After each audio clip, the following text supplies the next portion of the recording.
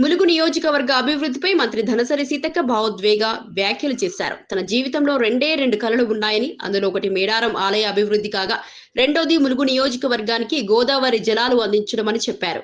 ముఖ్యమంత్రి రేవంత్ రెడ్డి నాయకత్వం, మంత్రివర్గ సహచరుల సహకారంతో ఆ రెండు కోరికలు నెరవేరాయని తెలిపారు. మేడారం మహాజాతర ప్రపంచ ప్రఖ్యాత పుణ్యక్షేత్రంగా ఎదగాలన్న లక్ష్యంతో ఆలయ అభివృద్ధికి ప్రభుత్వం ప్రత్యేక చర్యలు తీసుకుందని చెప్పారు. అలాగే గోదావరి జలాలు ములుగు ప్రాంతానికి చేరడంతో రైతులు, గిరిజనులు లబ్ధి పొందుతున్నారని అన్నారు. ఆ రెండు అంశాలు తనకు జీవితంలో అత్యంత సంతృప్తినిచ్చిన క్షణాలుగా పేర్కొన్నారు. తెలియజేస్తా ఉన్నాం.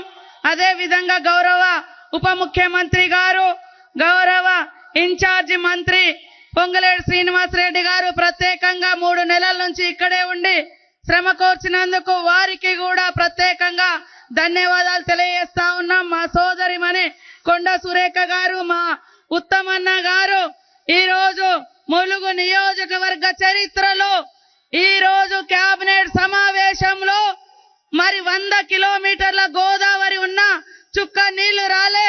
ఈ రోజు ఈనాడు కేబినెట్ సమావేశంలో మరి ముఖ్యమంత్రి గారు, మన అదే విధంగా మరి ఇరిగేషన్ మంత్రి గారు ఉత్తమన్న గారు 143 కోట్లతోటి ములుగు ప్రాంతానికి గోదావరి జలాలు కూడా మరి అందిస్తున్నందుకు ప్రత్యేకంగా ధన్యవాదాలు తెలియజేస్తా ఉన్నాను.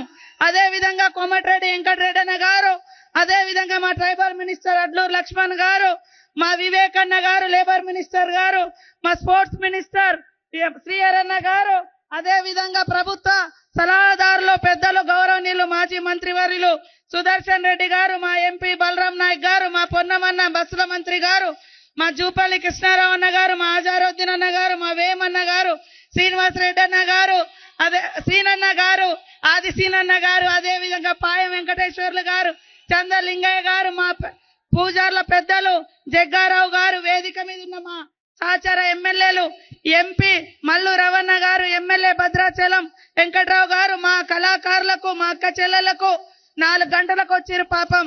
అయినా కూడా చలి విపరీతంగా పెరిగినా కూడా అందరు ఇక్కడికి వచ్చినందుకు మీ అందరికి పేరు పేరున నమస్కారాలు.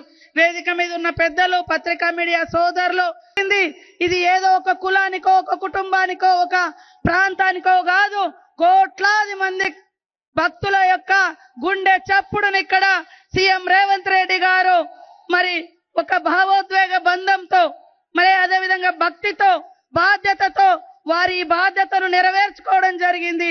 చాలా చాలా రుణపడి ఉంటామని తెలియజేస్తా ఉన్నాను. అదే విధంగా ఈ రోజు కేబినెట్ ఇక్కడ పెట్టడం కూడా రాష్ట్ర చరిత్రలో, ఉమ్మడి రాష్ట్ర చరిత్రలో గాని, తెలంగాణ రాష్ట్ర చరిత్రలో గాని ఇది మొట్టమొదటి కేబినెట్ అటవీ ప్రాంతంలోకి వచ్చి మా కేబినెట్ సోదరులు, అధికారులు అందరూ వచ్చి ఇక్కడ ఈ సమావేశం నిర్వహించడం, అనేక చారిత్రాత్మక నిర్ణయాలతో పాటు ములుగు తలాపునే 110 కిలోమీటర్ల గోదావరి బారిన.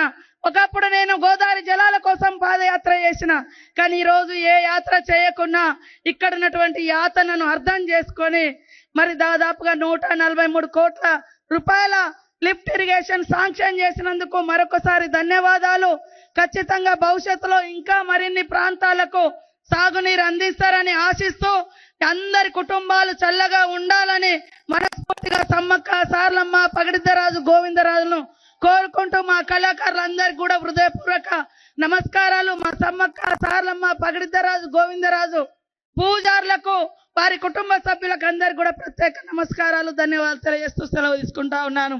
జై సమ్మక్క, జై సార్లమ్మ, జై గోవిందరాజు, జై పగడిద్దరాజు.